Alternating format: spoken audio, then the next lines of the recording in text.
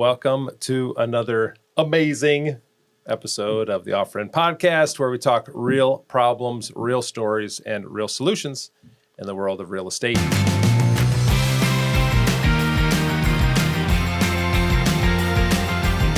Today, we're looking at market volatility and how to navigate it. The goal is to survive this chaos, right? So in real estate, in the world, it seems like just chaos everywhere, right? I think of tariffs. We're in the world of tariffs right now and how that freaks people out and what's going to happen. I think of egg prices, and we're used to be like that was one of the why is that such a big thing? Egg prices. The chickens stopped hatching eggs. I think that's the problem. The bird flu. The bird flu. I think. Like, holy cow! I didn't realize eggs were gonna just skyrocket in price. But anyway, we're here with Kevin and Ben. We're diving into market volatility, specifically in real estate. So if we look at that, when you think of what's the one word you think of when you say market volatility, or the one thought in real estate right now? What's one volatile thing in real estate? Well, I think the volatile thing right. in real estate is always volatility. So what do you consistency. Mean? Yeah. Okay. Well, the world's always changing. Sure. Real estate is always going to change. Prices are going to change. People are going to move from here to there. There's always going to be some political thing. Interest rates are going to go up. Interest rates are going to go down. Sure. That's life. Yeah. So volatility is always going to happen. Okay. That is the one consistency in real estate is that it's going to be volatile. We're not going to get to just calm, peaceful. It hasn't been. How many years have you been in this? 20 plus? Yeah. Is it? It hasn't just been chill. I don't think it's ever been chill, has it? I think consumer sentiment is the driver of the volatility. Yeah. What do you mean by that?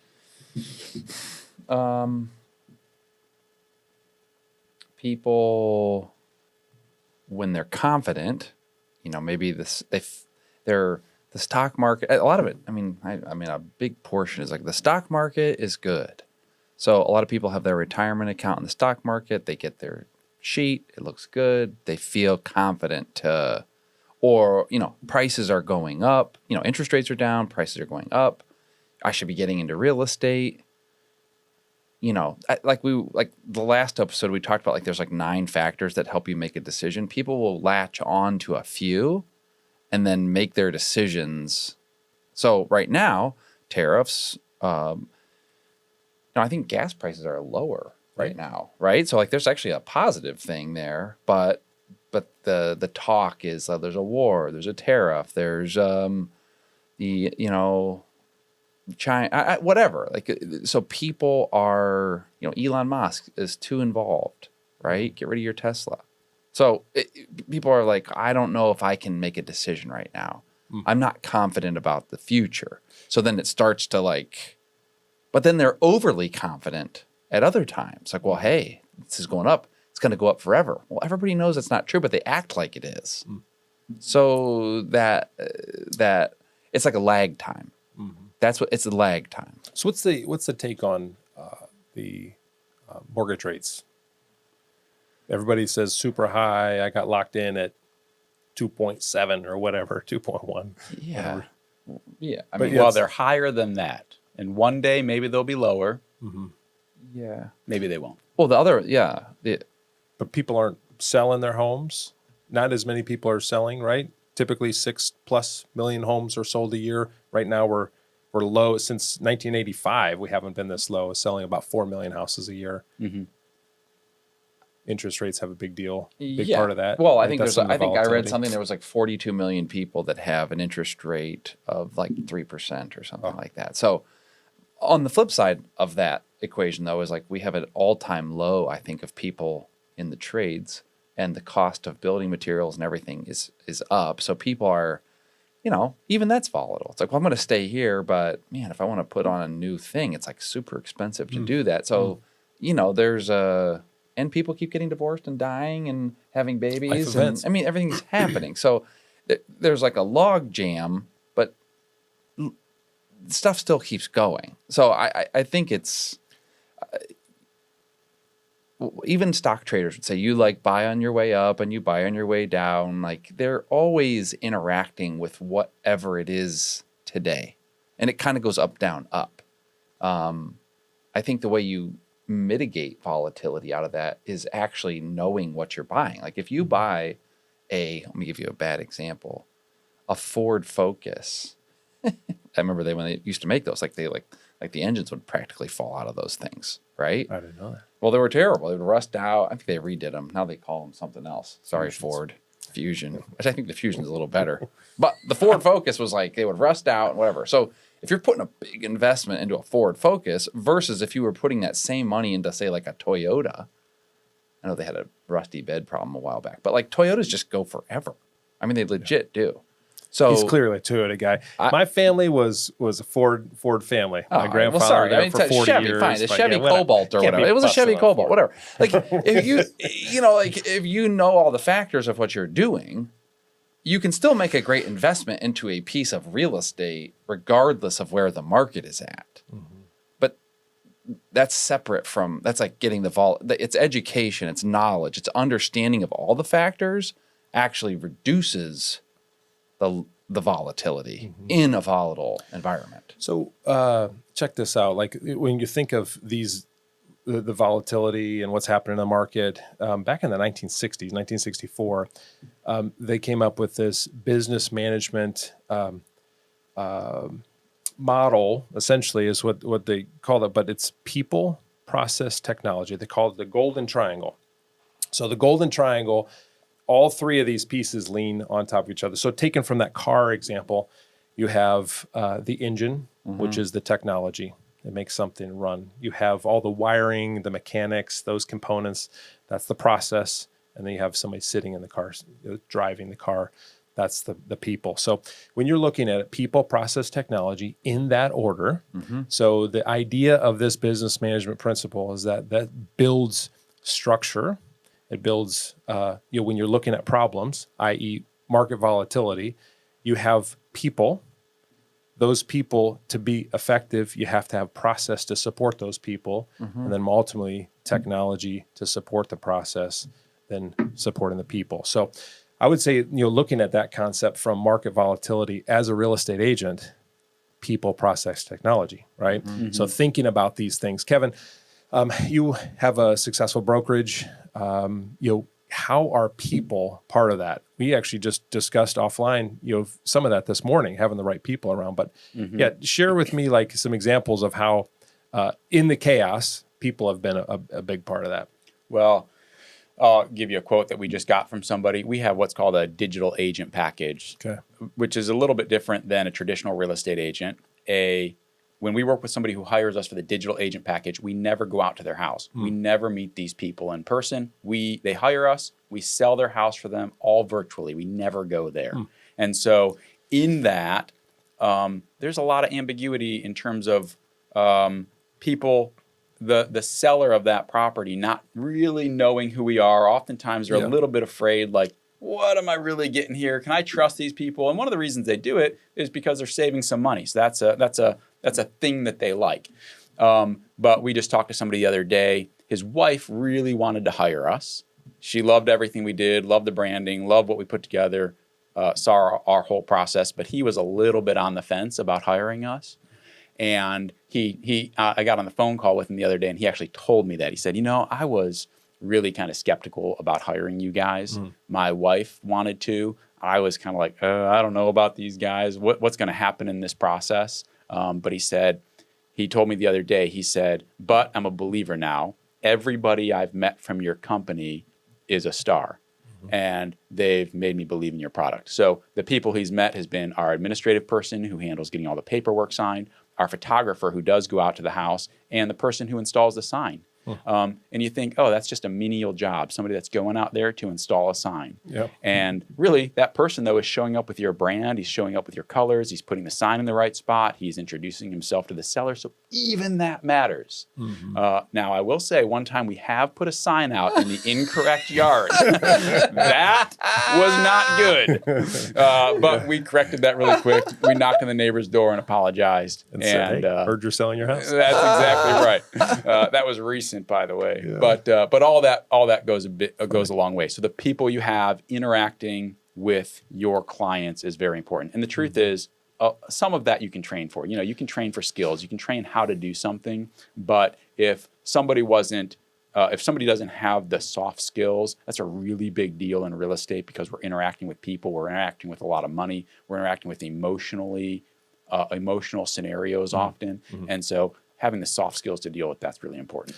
Well, we'll get to the emotional piece here in just a minute, but moving into process, you've heard you say before, it's hard to scale a real estate business without systems in place. But for an agent, what is the number one thing that can happen if they don't have processes in their business?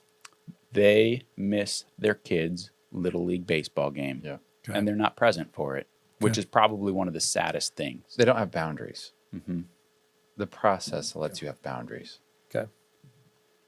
Great. What are some processes that you think of?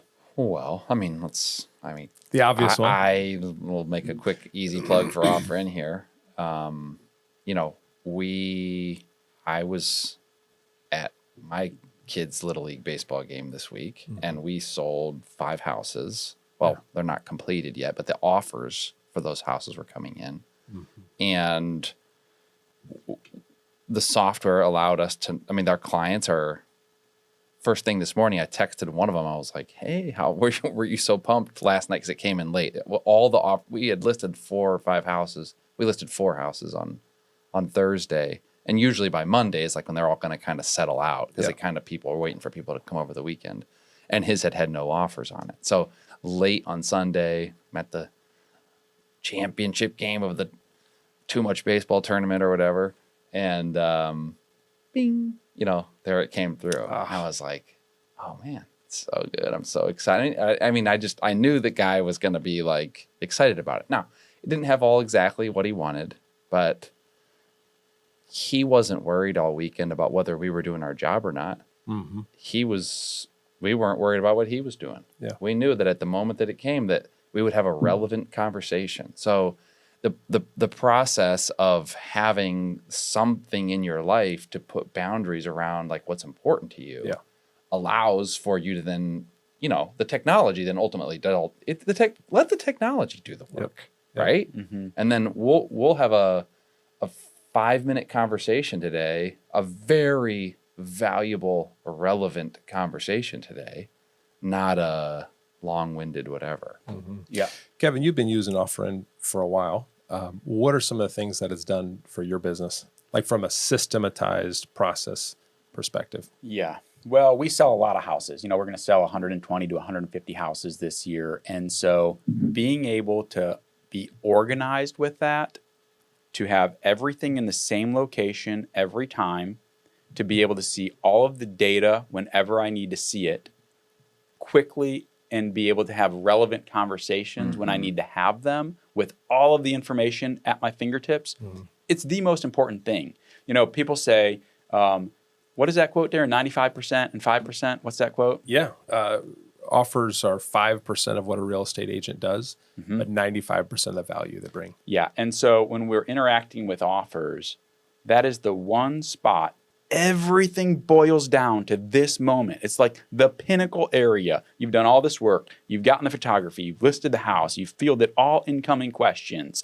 And everything comes down to this offer being submitted and ultimately being accepted. And the conversations around that offer are what are going to impact your client's next 30, 45, 60 days. It's like a ripple. And ripple through everything. That's right. And so when it comes to what has OfferIn allowed me to do, number one, kind of sarcastically speaking, it's allowed me to be at my kids' baseball games or my daughter's dance recitals because I don't have to worry about this thing. But what it's really done to allow me to do that and to allow our team members to do that is it's kept all the information in a consistent spot where it's always available and where it's handling the education and the communication to the seller. Oh, we're talking about volatility here, aren't we? Yeah, sure are. Listen, this is the real deal. And you can't, this is invisible. This is like the ether. OfferIn eliminates the volatility for the seller. It wipes it out. Yeah. The seller has so much anxiety, whether visible or not, whether they know it or not, about like, is my agent telling the truth and doing their job and doing their very best for me? Am I going to get an offer? Is my house good? Does it need something? Like there's all of this like angst. I mean, moving's horrible. So you're getting your house ready. You're trying to tell your kids to keep it clean, your dogs. I mean, it's chaos, right? Because you're trying to like make your house look perfect for a snapshot and then go back to living your life. And everybody keeps doing it. Well, knowing that knowing that like when something comes across, you're going to receive it, puts their mind at ease. It allows them to relax and focus on the thing they need to focus on, which is keeping that house clean and getting it right and doing all the things that we asked them to do without worrying about when it's going to happen or if like somebody didn't call them or whatever. And then when they get the offers, it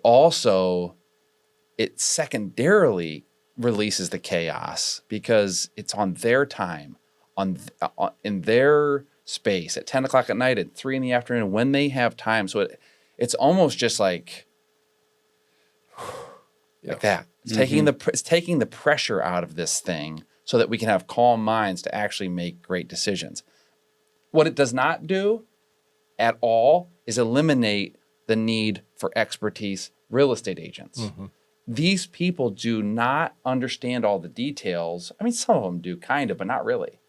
The expertise of the agent being able to then help them decipher so that the echo of that offer, like what he's saying, if you pick the wrong one, it will echo the wrong way. Because people, it's like not that 5% importance or whatever you were talking about there. The sellers care about getting the right offer, but what they really, really care about is like, did it close and did they get to move forward with their life? And they're connected. Those two moments, the offer and the closing, are the same thing. You're basically closing with the right person. And so to be able to really focus on that, this software, like it allows you to do that. I think it'd be good for anybody who doesn't know what OfferIn does or what it is, might be good to share a little bit about what it does. Sure. So it's real estate's premier offer delivery portal. So essentially in its best or easiest form, it receives offers extremely well and communicates offers really well. Yeah. So buyers agents can go to the app, they can download their offers to that particular listings portal. The buyer's agent then is confirmed that their offer was submitted. A listing agent receives the offers in its key terms as opposed to a 28-page purchase agreement that they might have to leaf through, and can quickly and easily communicate that to the sellers. Keeps everything organized. If they're in a multiple offer situation, you can communicate those offer details. You can create counter offers, edits through those, and communicate very, very well through there. So that technology. So we talked about people, process, technology. You don't lead with technology. If anybody were to just implement OfferIn into their business, it doesn't mean it's going to work. You need the people to lead that. You need processes and systems set up to put some boundaries. I like that term, put boundaries around what you're doing. And then the technology supports those boundaries.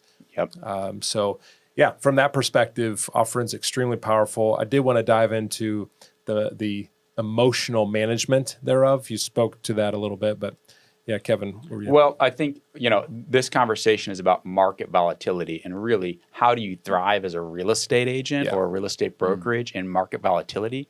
And the funny and contradictory part of this is you don't care about it.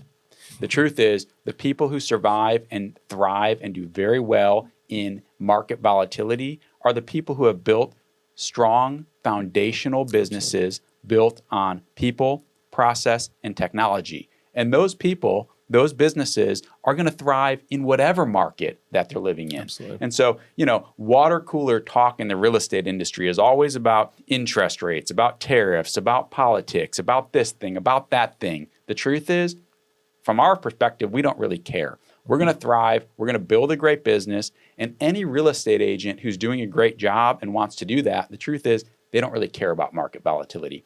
They're going to thrive in whatever market they're in with people, processes, and great technology. Well, as they recognize that their customer has a real life circumstance right now, and all of those things are ultimately going to affect it, but actually that person's life and family is what matters, and helping them move from A to Z, whatever it is, good or bad, it doesn't matter. It's like, that's the job.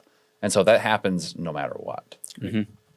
Well, to wrap things up, you can't control the market, but you can control your systems. You control the people you associate yourself with. You control the technologies that you implement in that business. But OfferIn helps agents really stay steady, show up strong, and make confident decisions throughout that chaos. Awesome. Cool. Thanks, guys. Definitely.